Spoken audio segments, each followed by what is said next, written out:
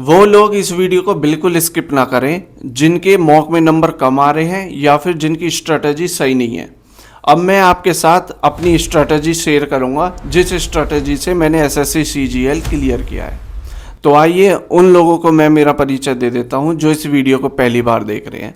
मेरा नाम गौरव मलिक है। मैं फ़िलहाल ministry of health and family welfare में असिस्टेंट सेक्शन ऑफिसर के रूप में काम कर रहा हूँ। मैंने इस स्ट्रेटजी को फॉलो करके एसएससी के सारे exam back to back clear किए हैं। तो आइए अब मैं टॉपिक पर वापस आता हूँ। मैंने अपनी स्ट्रेटजी को दो भाग में बांटा हुआ है। सबसे पहले जो है मैं बताऊंगा आपको कि किस तरीके से दिन के दौरान में कौन कौन से सब्जेक्ट किस किस टाइम पढ़ने हैं। उसके बाद मैं बताऊंगा कि सब्जेक्ट के अंदर कैसे कैसे तैयारी करनी है। ये दोनों चीज़ मैं आपको इस वीडियो में बताने वाला हूँ। तो सबसे पहले मैं आपको बताऊंगा कि कैसे अपनी दिन में सब्जेक्ट को डिवाइड करना है। सबसे पहले आपको उठ के फ्रेश माइंड से मॉक देना है। उसका कारण ये है कि जब भी आप मॉर्निंग में उठते हो तो आपका माइंड जो 100% वर्क करता है उस दौरान। तो जब भी आप मॉक देंगे तो आप एक्चुअल एग्ज़ाम को फील करके दे पाएंगे। ठीक है। उसके बाद आपको 1 घंटा उसे एनालाइज करना है। एनालाइज करने के बाद आपको स्विच करना है इंग्लिश पे। इंग्लिश को इस तरीके से करना है। सबसे पहले आपको वोकैब सेक्शन लेना है। वोकैब सेक्शन में भी आप कैसे करेंगे कि 50 सिनोनिम करने हैं, 50 ईडियम्स करने हैं और अगले दिन जो है 50 एंटोनिम करने हैं, 50 ईडियम करने हैं। इस तरीके से 50-50 का कॉम्बिनेशन बनाना है। साथ ही वोकैब करने के बाद आपको एडिटोरियल जो निमिषा बंसल मैम कराती हैं डेली बेसिस पे अपने चैनल पर, वो डेली देखनी है एक वीडियो। वो वीडियो देखने के बाद उसमें आपका वोकैब भी कवर होगा, सारी चीज़ें हो जाती हैं। ठीक है। उसमें प्रैक्टिस ही होगी आपकी। फिर उसके बाद जो है निमिषा बंसल मैम ने ही अपने चैनल पे 120 रूल्स की 12 घंटे की वीडियो डाल रखी है। उसे आप क्या करना कि 1 घंटे आज पढ़ लिया, 1 घंटे अल्टरनेट कल पढ़ लिया, फिर 1 घंटा उससे अगले दिन पढ़ लिया। इस तरीके से 1-1 घंटे का करके 12 घंटे का साइकिल बनेगा। फिर 12 दिन में वो 12 घंटे की वीडियो ख़त्म हो जाएगी। फिर से आप दोबारा स्टार्ट कर देना 12 दिन में वो फिर से। तो आपका 12 दिन में वो रिवाइज होता रहेगा। ठीक है। और वो कंठस्थ हो जाएंगे। उसी तरीके से मैं करता था। साथ ही आप क्या करना, 120 रूल्स का करने के बाद तुरंत आप 15 से 20 क्वेश्चन ग्रामर के प्रैक्टिस के तौर पे कर लेना। तो वहाँ आपकी प्रैक्टिस भी होगी, थ्योरी भी होगी, दोनों चीज़। ये मेरा रहता था इंग्लिश पोर्शन। इंग्लिश पोर्शन के बाद मैं रेस्ट करता था 1 घंटे अच्छे से। रेस्ट करने के बाद फिर मैं दोपहर में मैथ करने बैठता था। मैं सबसे पहले ड्रिल करता था मैथ में। ड्रिल में आपको सबसे पहले 20 तक पहाड़े करने हैं। फिर जो स्क्वायर है, स्क्वायर 40 तक करने हैं आपको।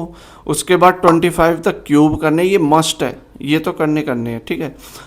क्यूब करने हैं। उसके बाद जो है आपको कैलकुलेशन प्रैक्टिस करनी है। ये सारी चीज़ करने के बाद तुरंत कैलकुलेशन प्रैक्टिस, वो ऐप मैं आपको मेंशन कर दूंगा नीचे। ठीक है। कैलकुलेशन प्रैक्टिस करने के बाद आपको डिवाइड करना है मैथ के दोनों सेक्शन को। जैसे आज अर्थमेटिक कर रहे हो तो कल एडवांस करोगे, फिर अगले दिन अर्थमेटिक। इस तरीके अल्टरनेट डे पे आप डिवाइड कर लेना उसे। ऐसे ही मैं करता था।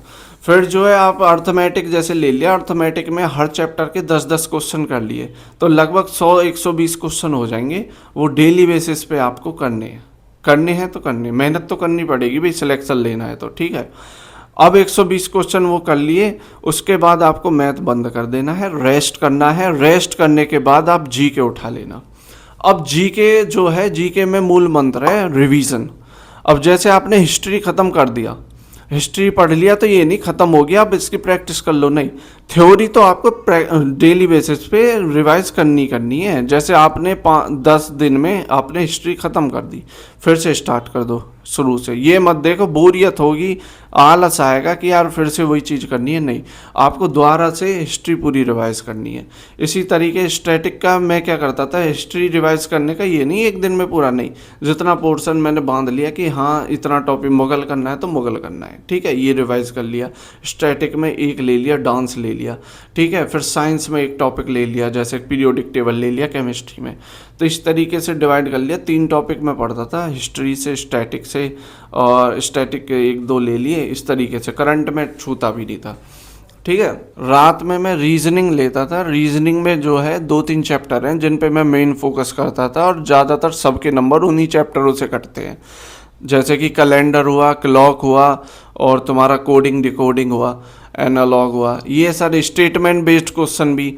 तो इनके मैं 10-10, 15-15 सवाल डेली बेसिस पे करता था, ठीक है। डेली बेसिस पे करके उसके बाद में रीजनिंग ख़त्म हो जाती थी, ख़त्म करके मैं अपना सोने चला जाता था। ये मेरा पूरा शेड्यूल रहता था जो मैंने प्री और मेंस दोनों में फॉलो किया है। ये स्ट्रेटजी उन सभी दोस्तों को बताई है जो अभी तैयारी कर रहे हैं, और उन्होंने इस स्ट्रेटजी को फॉलो करके काफ़ी नंबर इन्हेंस किए हैं अपने मॉक में भी और रियल एग्ज़ाम में भी। आप भी इसे फॉलो करें और आप देख पाएंगे कि आपके जो मॉक में नंबर कम हो रहे हैं ना, वो इन्हेंस होने चालू हो जाएंगे एक बार। धन्यवाद।